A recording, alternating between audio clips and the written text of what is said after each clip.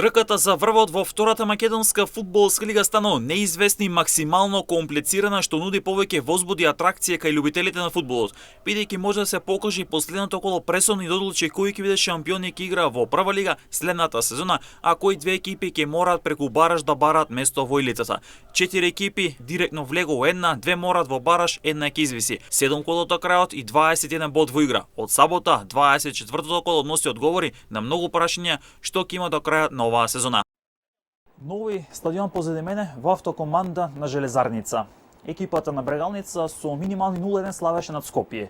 Во дирби надпревара на 23-тото коло, дирби кој што може да се покажи клучно и овие 3 бодови може да се покажат клучни за екипата на Владко Костов да биде на челната позиција и да се врати Брегалница во првата македонска фудбалска лига, што беше стартна цел на Штипине на почетокот ова надпреварувачка сезона и цел која што Владко Костов ја постави пред себе кога дојде на кормилото на Брегалница.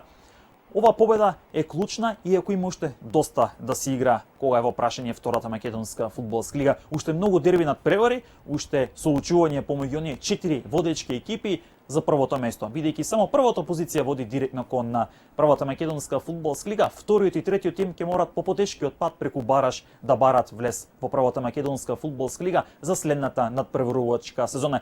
Има уште 7 коло до крајот, уште 21 бод во игра, а ќе видиме што ќе донесе до крајот сето тоа. Брегалница останува на врвот со 52 бодови, колку што има екипата на Охрид и Шкендија Рачиново, и она што го анализиравме претходно, една победата носи високо на табелата, во случајот тоа е Брегалница, а пак еден пораст се спушта ниско на табелата, во случајот тоа е Скопје кој што заврши на четвртото место со 50 бодови. До крајот ќе има уште дерби надпревара меѓу директните конкуренти, како мечот меѓу Скопје и Охрид во автокоманда, во Штип ќе биде мечот меѓу Брегалница и Шкендија Рачиново, но фаворитите ќе имаат и тешки гостувања, како што е Радовиш и Кочани.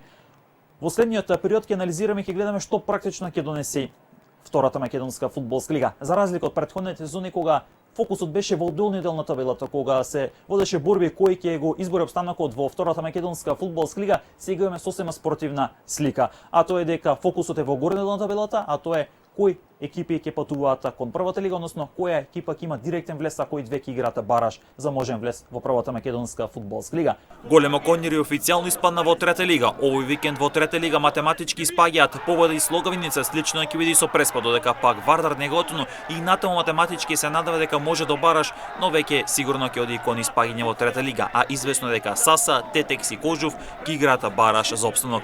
Вечерва во спортскиот магазин Трибина на МН телевизија ќе анализираме што ќе донесе втората лига и какви ќе бидат математиките за првото место.